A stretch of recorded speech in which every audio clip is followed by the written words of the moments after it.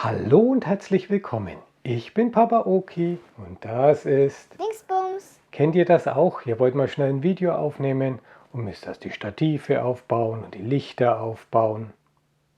Denn nicht jeder kann sich zu Anfang einen extra Raum oder ein extra Studio dafür einrichten. Dann haben wir einen Tipp für euch. Baut euch solch ein mobiles YouTube-Studio. Wie das geht und wie wir das gemacht haben, erfahrt ihr hier. Seid gespannt!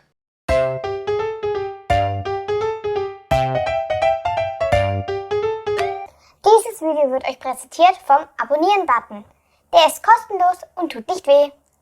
Wir haben hier ja nur ein sehr kleines Zimmer und auch vor dem großen TV mussten wir immer, wenn wir filmen wollten, das komplette Setup bestehend aus zwei Stativen für Kameras und zwei riesigen Stativen für die Beleuchtung auf- und wieder abbauen.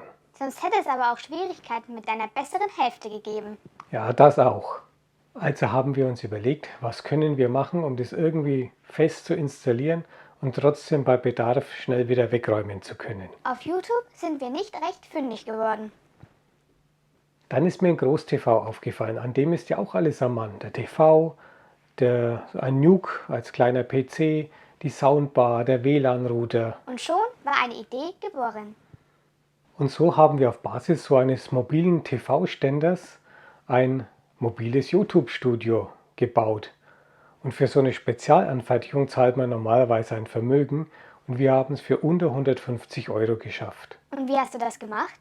Als erstes haben wir uns einen mobilen TV-Wagen gesucht und es war dann gar nicht so leicht, denn wir wollten ja eine Konstruktion, die nicht so ausladende Standfüße hat, aber dennoch die stabil genug ist, die Konstruktion vor allem mit den großen Leuchten auch zu tragen und nicht zu kippen. Fündig wurden wir dann bei Amazon mit dem R5er oder wie das Ding heißt, mobile TV-Ständer.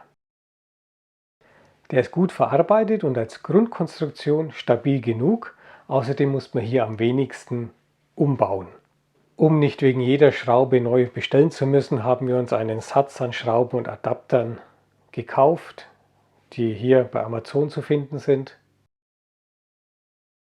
Als Videoleuchten haben wir ja mittlerweile die Falcon Eyes SO28TD LED-Videoleuchten. Ihr könnt das Ganze aber auch mit anderen Leuchten wie zum Beispiel den günstigen Raleno LED-Videoleuchten machen. Es geht aber auch mit jeder anderen Videoleuchte, die ein Stativgewinde hat, wie zum Beispiel die günstigen Softboxen. Manche haben ja vielleicht welche von euch zu Hause.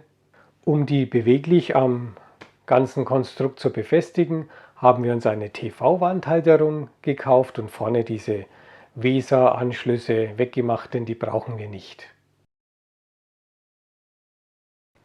Und hier mussten wir dann zum ersten Mal auch Hand anlegen, denn wir mussten oben in den Arm ein Gewinde schneiden.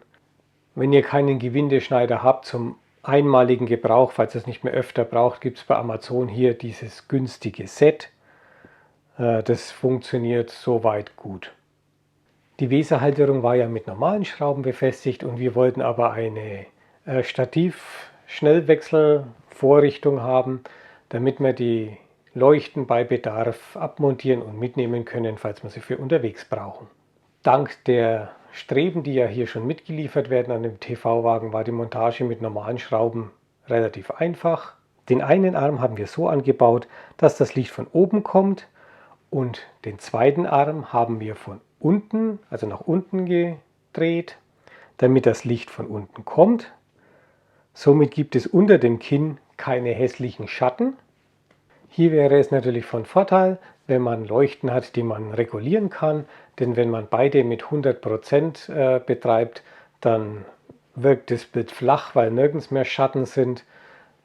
Günstig wäre es, wenn man von unten nur 50% Licht bringt und von oben 100, dann gibt es noch einen leichten Schatten und das Bild hat Plastizität.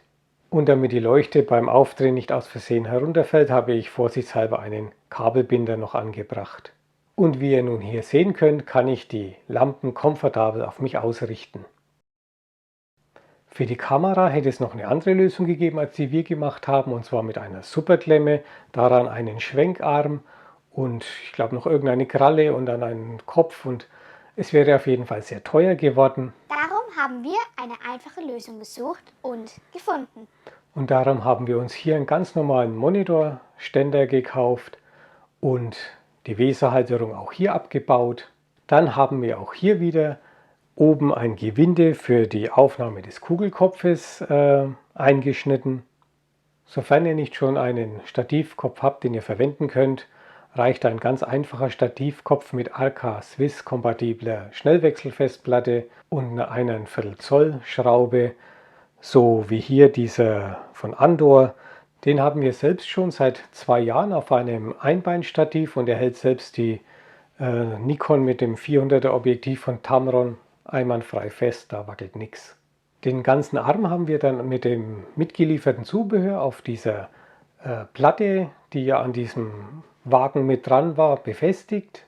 Die Höhe des Tisches kann man ja variieren, sollte man aber so wählen, dass man die Höhe der Kamera am besten hier an dem Holm, den man ja extra befestigt hat, auf und ab schieben kann.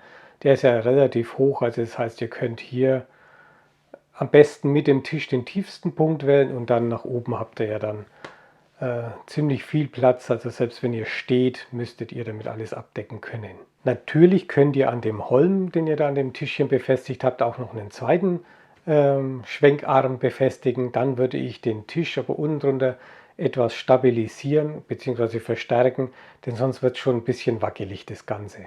Wir können unsere Falcon Eyes zwar auch mit den Sony Akkus betreiben, aber wir haben zusätzlich die Netzteile hier am Holm mit Klettverschlüssen angebracht, falls die Akkus mal leer gehen. Und einen großen Vorteil hat das Ganze auch noch.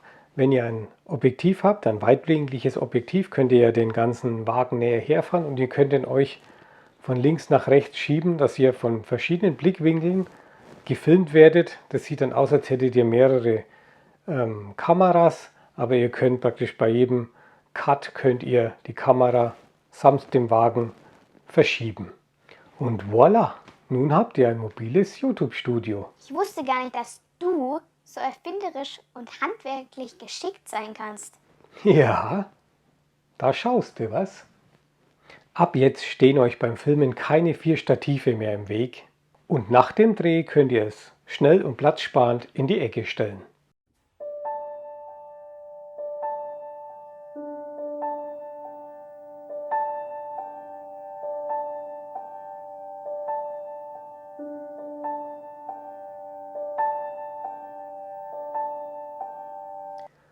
Nun würde mich eure Meinung interessieren. Was haltet ihr von meinem mobilen YouTube-Studio? Was hättet ihr vielleicht anders gemacht? Schreibt es doch in die Kommentare.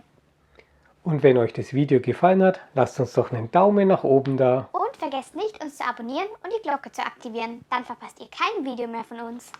Bis bald!